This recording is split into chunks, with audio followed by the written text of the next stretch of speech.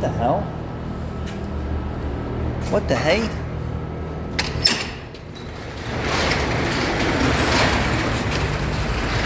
So Ryan, welcome back everyone. Ryan is working on a Toyota Camry flex pipe. This car's got 150,000 miles on it.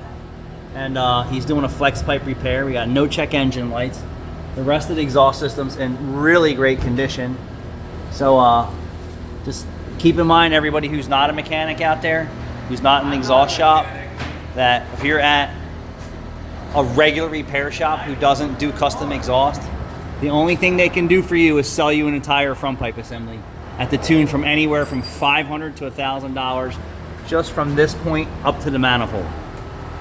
Correct? Correct. And if this part of the flange is gone, on the opposite side, guess what else they're going to sell you? The rest of the exhaust system. If you come here, we'll give you the most affordable options. Thanks for watching.